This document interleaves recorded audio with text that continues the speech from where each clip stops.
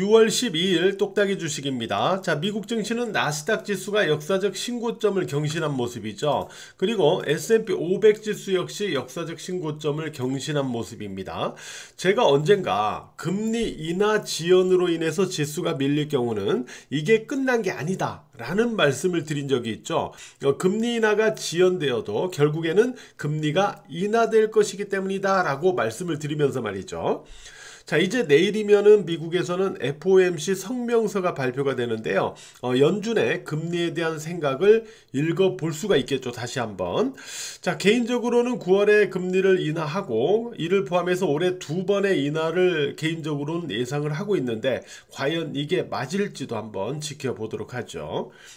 자, 내일 쿼더러블 위칭데이를 앞두고 있는 그런 상황에서, 즉 선물옵션 동시만기를 앞두고 있는 상황에서 오늘 코스피 지수는 상승을 했어요. 보시면은 오늘 20포인트 넘게 상승한 그런 모습을 나타내고 있죠.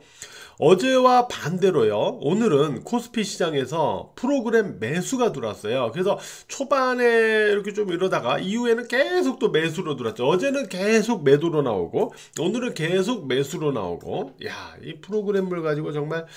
그래서 어제하고 반대로 오늘은 또 2618억 원의 프로그램 순 매수가 들어오는 그런 상황이 나타났습니다. 자, 그러다 보니까 오전에는 한미반도체, 그리고 오후에는 삼성전자가 이 프로그램 매수물의 유입으로 인해서 주가가 상승하는 그런 모습이 나타나기도 했죠. 자, 현위치에서 볼 때 코스피 지수는요, 자, 60일, 20일 이동평균선이, 자, 이평선이, 자, 여기에서 두 개가 이제 거의 접근되어 있는 상태죠. 그죠? 접근되어 있는 상태인데, 이 접근되어 있는 상태에서는 제가 항상 뭘 방지해야 된다고 그러죠? 그쵸? 21선이 61선을 깨고 내려가는 데드 크로스를 방지해야 된다. 그죠? 그러기 위해서는 지수가 결국은 60일, 20일 이동평균선 위에서 흐름을 가져가야 됩니다. 거기가 어느 위치냐면은 2705포인트예요. 2705포인트 위에서 흐름을 유지해야 긍정적이다 라고 말씀을 드리는 거죠. 자, 내일이 만기일인데 만기일의 변동성을 잘 극복을 해준다면 이후는 무난한 흐름이 가능해 보이는데, 자, 내일이 이제 마지막 관건이 아닐까, 코스피 시장에서 이렇게 보여집니다. 2705포인트 위 흐름만 유지해주면 좋겠다. 코스닥 지수는 오늘 올라가다가 조금 주춤했어요. 그게 왜 그러냐면은, 자, 잘 보세요. 바로 여기입니다. 여기가 어디예요? 바로 5월 초에 고점이에요. 그러니까 5월 초 고점으로, 자, 여기가 어떻게 된 거냐면 얘는 이렇게 빠졌다가 반등했다가 다시 내려와서 쌍바닥을 만들고 다시 올라가는 과정에서 바로 요 전고점에 오면서 여기서 좀 막힌 거죠. 그래서 탄력이 둔화된 건데, 코스피 같은 경우는 우리가 앞에서도 살펴봤지만은 이 흐름을 보이고 나서 올라갈 때 이쪽으로 접근해 가지고 이렇게 저항 조정이 나타나는, 이렇게 조정이 나타났었죠. 그죠? 근데 지금 코스닥 지수 자체는 여기에 대한 저항이 아니잖아요. 코스피처럼. 그죠? 쌍바닥을 만들고 나서 나오는 여기에서의 지금 저항이지 않습니까? 그래서 단기적으로는 한번 쉬어갈 만한 자리에 오긴 왔는데, 다만 여기에 대한 저항이 아닌 여기에 대한 저항이기 때문에 코스피하고는 다른 거죠. 그래서 이 위치에서는 쌍바닥 이후에 나타나는 1차 반등 이후에 나타나는 쉬어가기 개념이기 때문에 뭐 길게 또는 크게 쉬어가지는 않고 가볍게 쉬어갈 가능성이 높다, 이렇게 봐야 됩니다. 물론 이 초록색 선을 그대로 그냥 돌파해버려. 그러면은 이 쉬어가기는 해제가 되는 거죠. 그죠? 그러니까 일단 쉬어갈 가능성이 있긴 한데 크게 뭐 조정을 보이거나 길게 쉬어가는 형태는 아닐 것이다 라는 거고, 언제든지 저 초록색 선을 넘기면, 880포인트를 넘기면 언제든지 이 쉬어가기의 이 개념은 해제가 된다, 이렇게 생각을 하자라는 거죠. 자, 어제 말씀드렸었는데 이 애플에 대해서 제가 어제 뭐라고 좀 했죠. 그랬더니 이 애플이 간밤에 급반등을 했어요. 이렇게 급반등을 했습니다. 그러다 보니까 오늘 국내 증시에서도 어제 이제 이 애플 관련해서 하락했던 종목들 있죠. 하락했던 종목들, 그러니까 BH 그리고 LG노텍, 덕산네오룩스 이러한 종목들이 오늘은 또 거꾸로 대반등하는 그러한 모습을 보여줬습니다. 자, LG노텍 같은 경우는 어제 오늘 그죠? 어제 오늘 이 흐름을 보면 참 이거 가관입니다. 가관. 어떻게 일봉을, 그래도 얘 대형주잖아요. 그죠? 대형주가 어떻게 어제 오늘 일봉의 모양을 저렇게 만드는지 정말 참 가관입니다. 자, 이러한 여건에서 우리가 매매를 하고 있으니 말이죠. 그리고 이 BH나 LG노텍 보면 오늘 대반등을 했다가 탄력이 둔화되면서 음봉으로 마감되는 그런 모습이 확인되잖아요.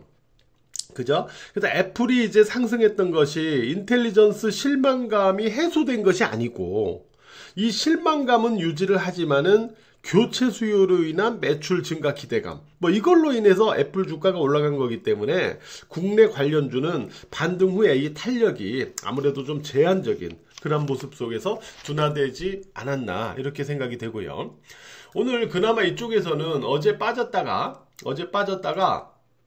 다시 대반등하는 과정에서 그나마 가장 양호했던 패턴은 ITM 반도체입니다. 이것도 관련해서 어제 같이 빠졌다가 오늘 다시 대반등한 건데, 이거는 어제 음봉 고점도 그렇고요. 어제 음봉 고점도 그렇고 그제 고점도 역시 다 위에서 높이면서 끝났죠. 윗꼬리가 길게 달렸어도 어제 그제 고점을 돌파해서 끝났다는 거죠. 그래서 이 패턴이 그래도 이쪽 관련주 쪽에서는 오늘 반등한 종목에서는, 대반등한 종목에서는 가장 낫다 이렇게 보는데, ITM 반도체 같은 경우는 지금 온 디바이스 AI에서요, 이 AI 디바이스의 발열 관리가 이제 중요하거든요. 근데 이제 이 ITM 반도체 같은 경우는 IT 기기의 소형 배터리용 보호회로 PMP가 이제 주 사업이다 보니까 ITM 반도체가 바로 이쪽 관련 AI 디바이스 발열 관리와 관련된 수혜주다. 이렇게 보시면 돼요. 그래서 이 종목이 그래도 앞으로도 조금 꾸준히 좀 지켜볼 종목이 아닌가 이렇게 생각을 하고 있고요. 한미반도체 오늘 프로그램 매수 영향으로 이렇게 급반등하면서 고점을 높여줬습니다. 고점을 경신했다라는 것은 여전히 흐름이 살아있다라는 것을 표현하는 거다라고 말씀드렸죠. 아직 한미반도체 주가는 살아있다는 거고요. 자, 삼성전자 오늘 역시 프로그램 매수로 오후장에 좀 반등을 했습니다. 삼성전자 같은 경우는 77,000원, 지금 초록색 선인데 77,000원을 갖다가 돌파해서 지지로 전환을 해줘야만 그래도 반전의 변화를 기대해 볼 수 있다. 최소한 77,000원 돌파 안착해야 말이죠. 이렇게 생각하면서 보시고요. 오늘 현대차는 쉬어갔지만은 SL하고 화신 이와 같은 자동차 부품 관련주는 강한 반등을 시도를 했습니다. 자, 윗꼬리는 달렸지만 몸통은 양봉으로 끝났기 때문에 후속 흐름을 추가적으로 좀 더 볼 필요가 있는데, 이 두 종목의 공통점은 미국 쪽에서의 기대감을 갖고 있다는 점이죠. 자, 화신은 한국과 미국에 모두 현재 공장을 짓고 있죠.